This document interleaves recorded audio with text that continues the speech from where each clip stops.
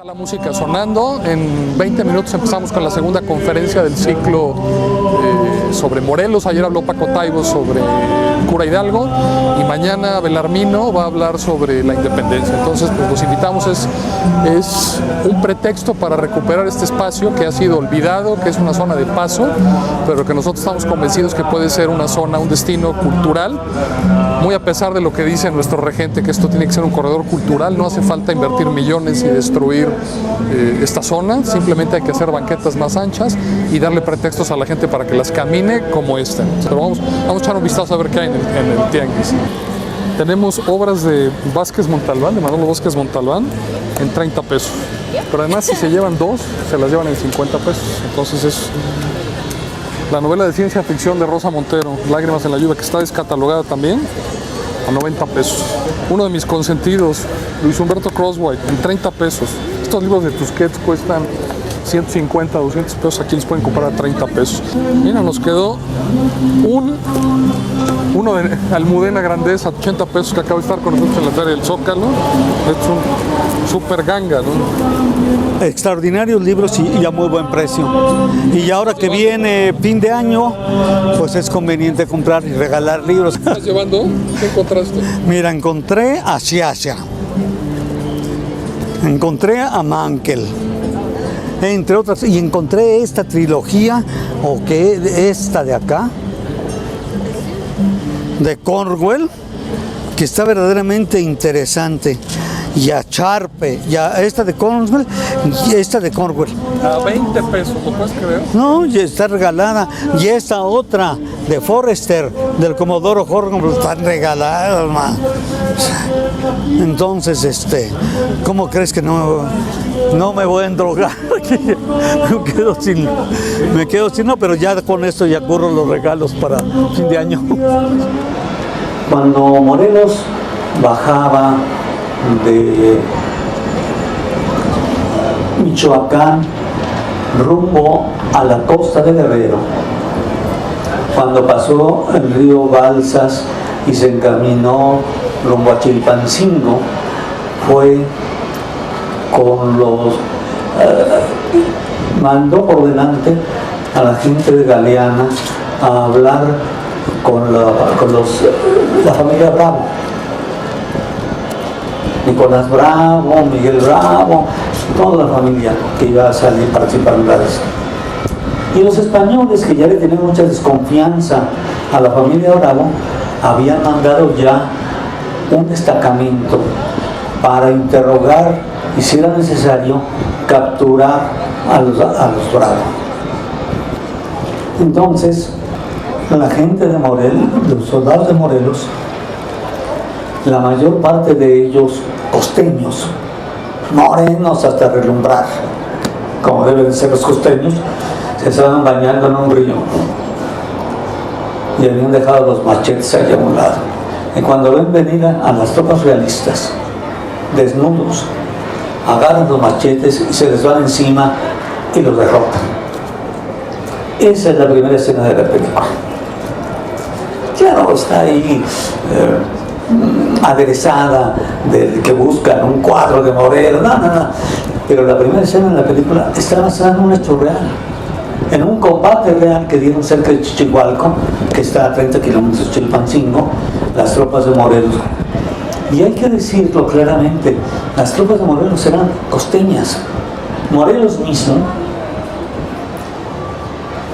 no era español. Es más, yo digo que no era ni mestizo. Morelos era mulato blanquito, ¿no? Más o menos. Pero su origen era una combinación de negro costeño con algún indígena. Claro que todo el mundo, para poder ingresar a la escuela a estudiar en las universidades de la época, se decían españoles. Entonces, cuando se va y se busca el acta que firmó Morelos para entrar a la Universidad de Nicolaita, ¿cómo se puso? Pues español, que no tenía de español nada. Era moreno, era hay dos razones de por qué Morelos utilizaba un pañuelo. Unos dicen que porque tenía migraña, pero diario no podía tener migraña diaria. Y otros dicen, y esos son a los que le creo más, era para ocultar que tenía el pelo chino, como costeño, como negro. Ese era Morelos. Y Morelos tuvo la extraordinaria virtud de poder aglutinar en torno de él a lo que fue lo mejor de la independencia. No es fácil para un general formar cuadros, y menos cuadros militares. No, los grandes generales no se hacen en las escuelas militares. Los grandes militares se forjan en la lucha, y muchos de ellos no tienen ningún conocimiento del arte de la guerra. En México tenemos así abundantes. Está Morelos, está Zapata, está Guerrero, está Villa, bueno, hasta los que son medio reaccionarios como Obregón, que son los grandes generales, Villa y Obregón de la Revolución Mexicana, nunca fueron a una escuela militar. Y esto es algo que reconoce uno de los teóricos más importantes del arte de la guerra, de la milicia, que es un general prusiano, Clausewitz, que reconoce eso, que los grandes generales no se hacen en las aulas de los colegios militares, sino se hacen en contacto con la gente, teniendo la capacidad de captar lo que siente y lo que le vibra a los soldados. Entonces Morelos forma a lo que va a ser la clase política insurgente y liberal después.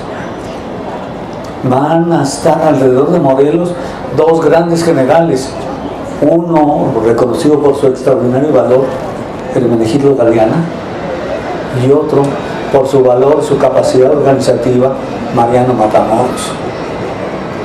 De Hermenegildo Galeana sí se tiene un cuadro más o menos real. Él tenía ojos verdes, era pelirrojo y era descendiente de los náufragos de un barco que se había hundido en las costas, frente a las costas de Guerrero, ahí por Tecman, que ahora se llama Tecman de Galeana. Entonces, como su abuelo, sobrevivieron, se quedaron ahí. Parece que originalmente el apellido era así como Gal, en alguna cosa tal que se castellanizó y fue Galeana. Y también varios de la familia de Galeana se incorporaron. Pablo Galeana, su sobrino, sobrevivió en la guerra de independencia y después fue general del ejército de México independiente, como los Bravo. Nicolás Bravo fue director del colegio militar unos pocos años antes, o un poco antes de la invasión norteamericana, porque el director del colegio militar en aquella época, el general que se llamaba Jicotenca, no me acuerdo el apellido. Entonces, no solamente los Bravo, no solamente Galeana, no solamente Matamoros, también el primer presidente de la República, Guadalupe Victoria, era gente de Morelos. Y otros más, mucho más, una pléyade había formado un verdadero núcleo de lo que serían los gobernantes del México posterior, enfrentados y luchando en contra de los iturbidistas, porque ese conflicto entre la gente de Morelos y la gente de Iturbide fue permanente, aunque hayan llegado a un acuerdo provisional en Acatempan para avanzar y conquistar la independencia del país. Pero siempre tuvieron dos proyectos distintos, porque el proyecto de Morelos fue un proyecto social, fue un proyecto para transformar la estructura clasista terriblemente explotadora de los campesinos que había en la colonia. Esto nos ayuda a entender esta situación, que Hidalgo y Morelos representaron una vertiente de la guerra de independencia que hacía hincapié en los derechos sociales de los indígenas, de los campesinos, que planteaban cosas tan avanzadas para su época como era abolir la esclavitud, que en Estados Unidos se vino a abolir 50 y tantos años después de lo que había planteado Hidalgo, y de que luego lo refrendó Morelos en la Constitución de Apatzingán. Y Morelos, además de ser un gran militar, fue el heredero del pensamiento social de Hidalgo. Se ha discutido mucho, y desde luego de una manera muy interesada, si Hidalgo planteó en algún momento que lo que había que conseguir la independencia para guardarle el trono de Nueva España a Fernando VII. Eso no es cierto. Desde luego no se puede saber lo que gritó Morelos, pero lo que gritó Hidalgo en el grito de Dolores. No había ningún cronista, no había ningún pacotayo, nadie que registrar las palabras, nadie. Algunos dicen, y eso sí coinciden todos, que vamos a coger gachupines y mueran eso, y luego dicen que gritó Fernando VII. En sus documentos posteriores no hay un punto donde él reivindique la figura de Fernando VII. Lo que Hidalgo quería era la independencia del país absoluta, la soberanía popular y la disminución de la explotación de los indígenas y del campesinado, el regreso de las tierras a las comunidades indígenas. Allí están los documentos de Hidalgo, refrendados y extendidos también por Morelos, porque Morelos, a diferencia de Hidalgo, que no era un militar muy brillante, a diferencia de Hidalgo, Morelos era, junto con la cuestión militar, era un gran estadista, era un pensador político que tuvo la enorme capacidad de entender que no debería de girar en torno de los caudillos la independencia del país, sino que había que construir los instrumentos que permitieran que la voluntad popular se expresara. Por eso, a diferencia de cualquiera de los políticos que ustedes quieran hablar, bueno, a diferencia de Zapata era más o menos igual, y Villa también, pero a diferencia de todos los demás políticos, Morelos renuncia al poder y se lo entrega al Congreso de Chilpancingo, que eran personas que él mismo había promovido que se votaran para que fueran electos los congresistas. Díganme quién en este país renuncia al poder, renuncia al mando de las tropas y le dice al Congreso: ahora tú mandas y yo soy tu siervo y soy el siervo de la nación, porque le querían poner excelentísimo. No, estoy para servir a la nación. Y la razón por la que captura a Morelos es porque defiende, y esto sí lo dice muy claramente la película, que se les recomiendo, es muy claro, Morelos, para defender al Congreso de Chilpancingo, que además ya lo había destituido, hagan favor, ya le habían quitado el mando de las tropas, dependían de Morelos, pero ya le habían quitado el mando de las tropas. Aún así, Morelos siguió al frente, los resguardó y por eso lo capturaron.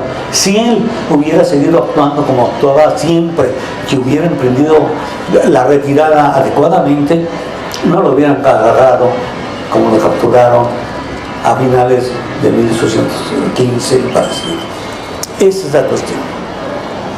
Entonces Morelos es un gran héroe militar, un gran caudillo militar. Es un gran estadista que no se casa con el poder, que no quiere el poder para él mismo. Y es un reformador agrario en la medida en la que plantea regresarle a los campesinos la tierra que se les habían dicho, poner un límite a los latifundios inmensos que existían en la Nueva España. Y claro, tanto Hidalgo como Morelos representan al sector popular y la gente de Iturbide y los suyos representan a la mayoría de los hacendados criollos, de los hacendados descendientes de los españoles, que también querían la independencia, pero la querían la independencia entendiendo la independencia como quítate tú español para ponerme yo criollo y que lo demás siguiera igual. Pero Hidalgo y Morelos y su gente lo que querían era cambiar la estructura de clases en beneficio de los sectores más oprimidos y explotados del país.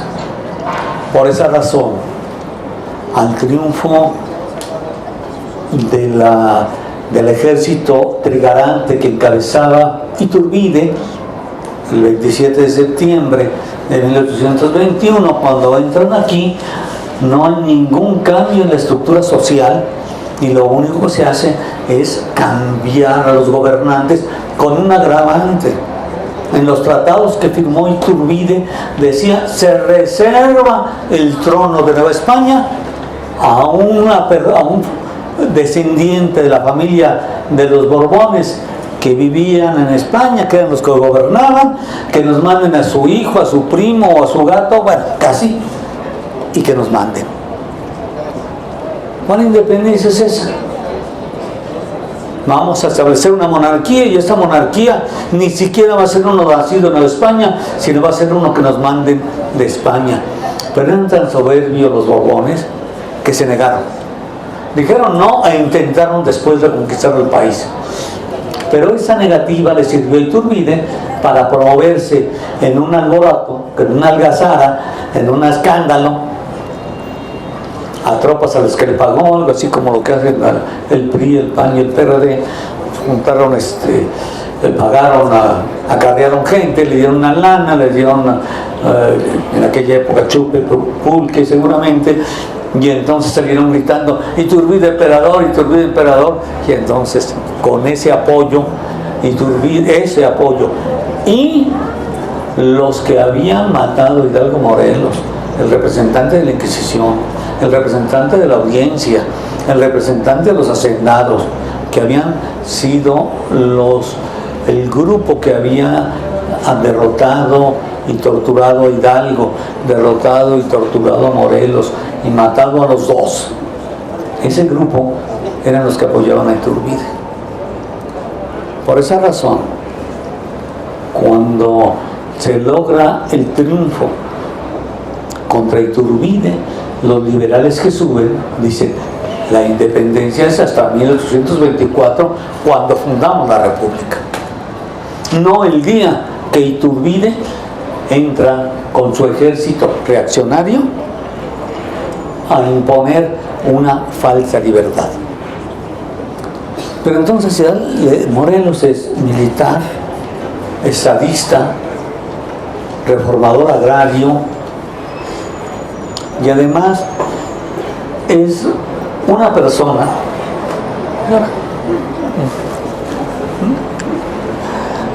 quería oír la plática que siente acá. Entonces, pero es además una persona que no se la da de santón en ningún momento. Morelos, al igual que Hidalgo, Hidalgo no tiene comparación, era bien mujeriego. Morelos no, pero tenía hijos reconocidos, como lo tenía Mariano Matamoros. Ya desde aquella época, el sector de los curas progresistas se negaban a acatar el mandato del celibato, que como todos sabemos no es ningún dogma religioso, sino que es un acuerdo de la Iglesia para impedir que las donaciones que se dan se vayan a los hijos de los que las reciben, de los sacerdotes que las reciben. Es una disposición de orden económico. Esto nos habla de Morelos como un gran, como una persona, como un ser humano. Pero al mismo tiempo, estas características de militar, estadista, reformador agrario, van acompañadas con la idea de un político brillante.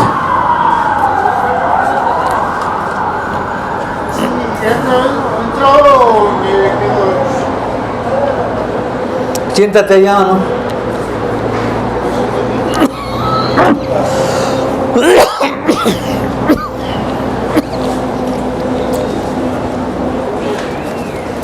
¿Qué otro personaje en la historia de nuestro país reúne esa cantidad de cualidades en su persona? Hidalgo es un reformador social, es un reformador agrario igual que Morelos, pero no es un gran militar.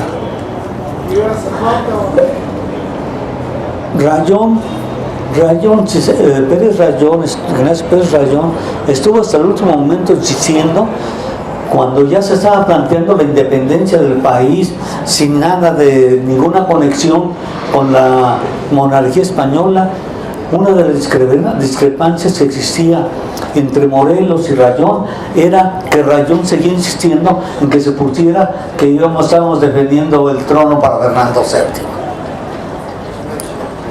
¿Quién más? Iturbide. Iturbide fue un militar cruel al servicio de la corona de España, encargada de reprimir a los insurgentes. La forma de reprimir que hacían muchos de los generales realistas, pero los que se distinguió Iturbide fue en capturar a las esposas y a los hijos de los insurgentes, encerrarlos y obligar, o pretender obligar, a los insurgentes a renunciar a la lucha y a recibir una amnistía. De esta manera, ¿quién más? Sandana, ni pensarlo. Algunos de los liberales, hay muchos liberales muy brillantes, y claro, hay un gran personaje en la historia de México del siglo XIX, Juárez. Todo el mundo podemos tener en la mente Juárez, pero Juárez no era militar. Juárez dependía de Zaragoza, de Mariano Escobedo y de otros liberales que sí eran, hasta de Porfirio Díaz. Y Juárez fue un gran estadista, fue el fundador del México moderno al llevar a la Constitución y a la práctica las leyes de reforma. Pero Juárez no hizo ninguna reforma agraria. Juárez no planteó, probablemente no era el problema de su época, bueno, yo pienso que sí, pero vamos a llegar a lo que no planteó el retorno de la tierra a los campesinos. Al contrario, Juárez fue un vigilante, aplicador de la ley Lerdo, que obligaba a las comunidades indígenas a vender sus tierras o a repartirlas de manera individual. ¿Quién nos queda? Porfirio Díaz, bueno, es una vacilada, ¿no? De la Revolución, Villa. Pues sí, Villa fue un gran militar, sin duda, pero no fue un gran estadista. ¿Fue un reformador social? Sí. Y esto hay que decirlo en relación con Villa, porque nada más nos lo presentan como militar, pero Villa era una persona que tenía una idea clara de lo que necesitaba el pueblo. Y una de las cosas que hizo Villa fue buscar superar la miseria de la población, constituyendo empresas, haciendo intervenir al gobierno liberal, perdón, al gobierno revolucionario, para crear, para abaratar, por ejemplo, los alimentos de la población. Mientras el gobierno villista gobernó en Chihuahua, no había escasez de alimentos para la población. ¿Por qué? Porque el mismo gobierno intervenía para abaratar el precio de la carne, el precio de determinados productos. En ese sentido, Villa tenía una idea clara de que el gobierno debía estar al servicio del pueblo. El mismo Zapata, gran reformador agrario, un muy buen guerrillero, pero no era un general de grandes batallas. La batalla más importante, que fue la de Chilpancingo, pues era una batalla chiquilla contra uno de los batallones más destacados de Porfirio Díaz, pero pues no tiene punto de comparación con la campaña de la División del Norte, con la batalla de Torreón, que es más importante que la de Zacatecas según mi amigo Pedro Salmerón, yo estoy de acuerdo con Pedro, la batalla de Torreón fue una gran batalla, una extraordinaria batalla bien dirigida por Villa. Y luego la batalla de Zacatecas, tomar el Cerro de la Bufa a bayoneta. Los que conocen el Cerro de la Bufa se recordarán que es un cerro muy empinado y donde estaban atrincheradas las fuerzas federales. Y la única forma tomarla desde abajo, no había paracaidistas en aquella época, la única forma de tomarla desde abajo era subiendo, recibiendo los balazos y entrando, disparando de abajo para arriba y luego atacando con la bayoneta. En una noche y un día se ganó la batalla de Zacatecas. La batalla de Torreón duró una semana. Y el núcleo principal de las tropas federales estaba precisamente en Torreón, y lo que quedaba muy importante quedó en Zacatecas. Pero Villa no era un gran estadista, gran militar, reformador social. Zapata tampoco, era buen guerrillero, reformador agrario, pero no estadista. ¿Quién? ¿Cárdenas? No hay ningún personaje en la historia de nuestro país que tenga la magnitud de Morelos. Quiero ver desde este librito que hice un párrafo del prólogo donde resume lo que hemos platicado hoy. Y entonces declaro que desde mi juventud, no muy lejana, que quede claro, he sido admirador y redento de José María Morelos y Pavón. Encarna al personaje histórico nacional más completo en todos los ámbitos. Fue un jefe militar extraordinario, como Villa. Bueno, tuvo varias batallas importantísimas. Morelos, el sitio de Cuautla, la toma de Oaxaca, son batallas extraordinarias. El sitio de Cuautla, 72 horas, significó, cuando llegó a España, los elogios hasta del general Wellington, que fue el que derrotó a Napoleón en la batalla de Waterloo, que dijo: ¿qué es Cuautla? Preguntó.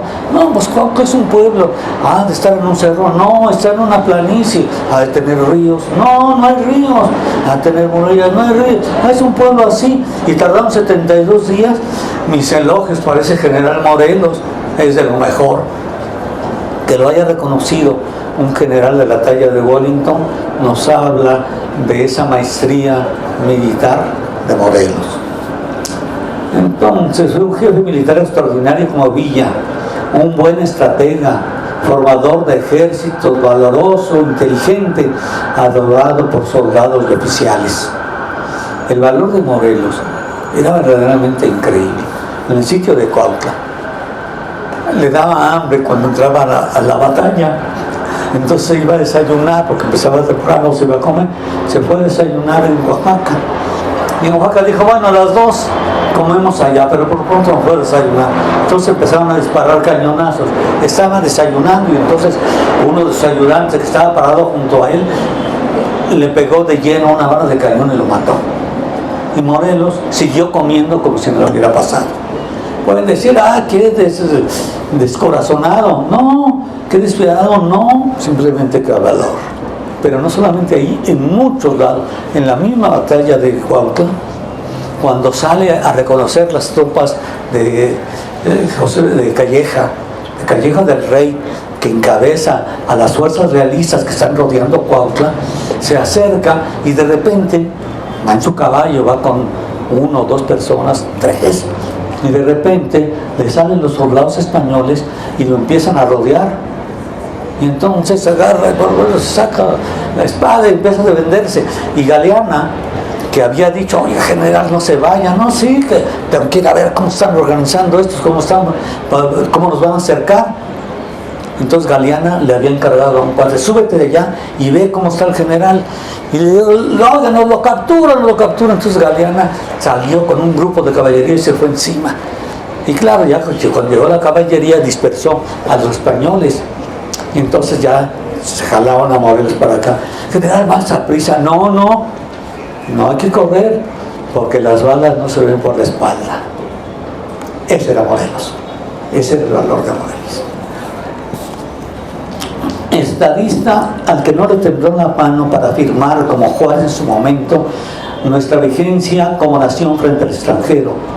Aclarar que la búsqueda de los insurgentes era la independencia y abandonar el equívoco de que se luchaba para restablecer en el trono a Fernando VII. Organizador del Congreso de Chilpancingo, proclamó nuestra primera constitución, la de Apatzingán. Como político fue un auténtico siervo de la nación. Renunció al poder cuando estaba en la cumbre del mismo. Careció de ambiciones personales de gobierno como Zapata, y como él fue un defensor de los derechos de los campesinos sobre la tierra. Muchos lo consideraron el primer agrarista. Seguidor de Miguel Hidalgo, fue de los primeros en conmemorar el grito de Dolores y enaltecer siempre la figura de Hidalgo. Si quisiéramos compendiar su trayectoria, diríamos que combatió por darnos una patria, rescatar a los oprimidos y establecer la justicia social. Y así terminamos la plática, para darles tiempo si quieren hacer preguntas.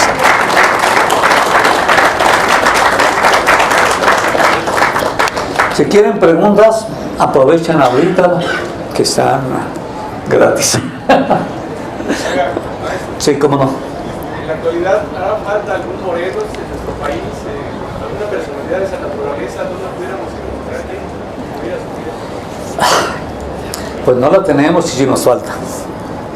Hay algunas gentes que son destacadas y yo reconozco mucho la lucha de Andrés Manuel, de López Obrador, pero al mismo tiempo no quiero ni puedo cegarme con algunas actitudes caudillescas que tienen, que son impropias y que no ayudan a la lucha. Sin embargo, si Andrés Manuel se vuelve a lanzar a la presidencia y no tenemos otro candidato, les aseguro que por tercera vez estaré haciendo campaña por López Obrador y estaré votando por él.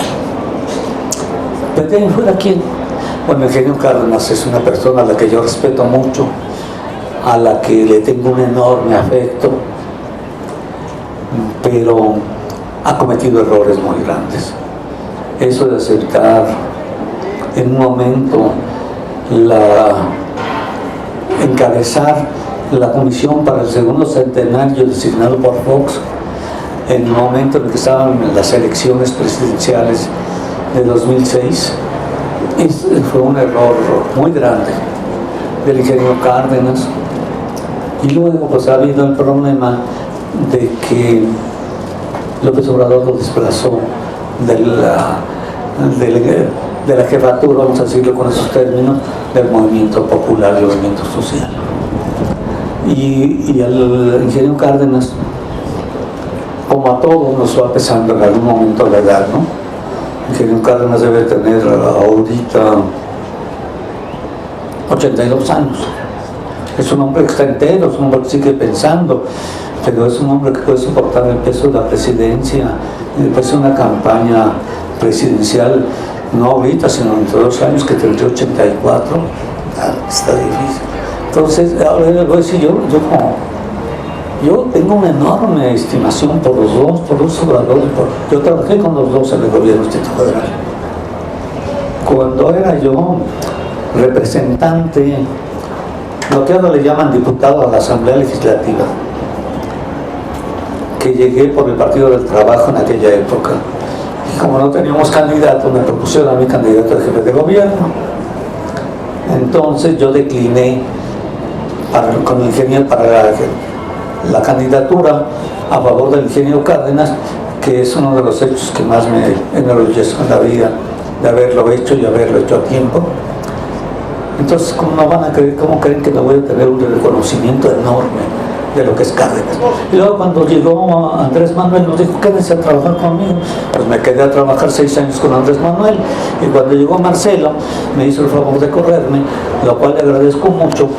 Sin embargo, y aquí voy a hablar mal de Marcelo porque me tiene hasta la madre, Fue un ratero enorme que se escondía detrás de declaraciones de izquierda, aunque por llegar a por abajo del agua a acuerdos con Calderón. Pero fue lo que le conocemos a Marcelo es la tercera parte de lo que hizo, de lo que salió. El error más grande de López Obrador ha sido, sin duda alguna, proponer la candidatura de Marcelo.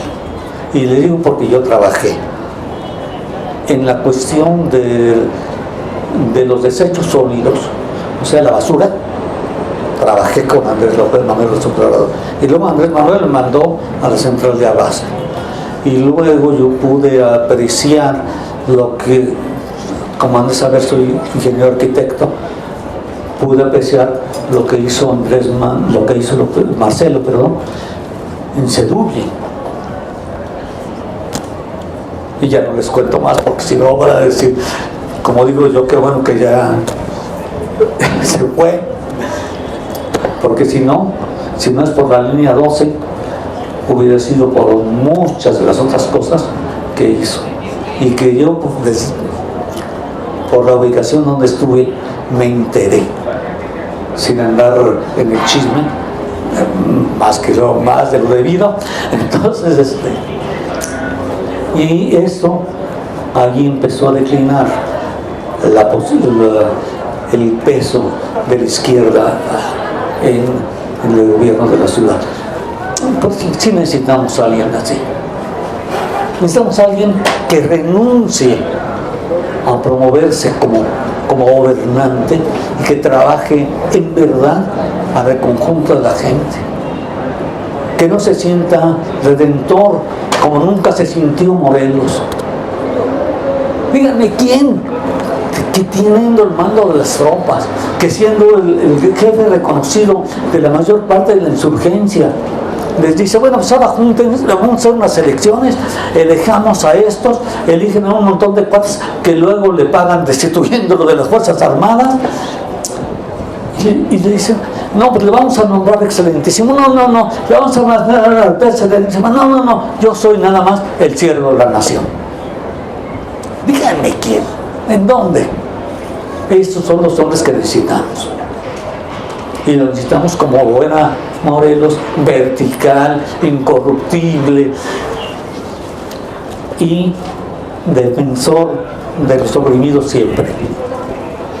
Vean la película es bonita. Además lo presenta, sale una muchacha muy guapa como novia de Morelos, entonces no dejen de verlo. Consíganla, no es mala, es mala una película mexicana. ¿Quién más te quiere preguntar? A ver, ¿sí?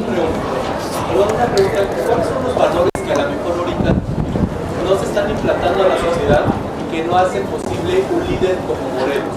Y que al final de cuentas, ¿qué antivalores sí se están manifestando y que no hacen posible lo que ustedes están mencionando? En cuestión de que haya un líder que vea no solamente por sus intereses personales, por ese egoísmo, sino también por los intereses de una nación. Miren, al mismo tiempo de que señalo que a veces Andrés se equivoca, Andrés Manuel, se necesita un líder que no se vaya por la corrupción. Necesitamos efectivamente combatir la corrupción.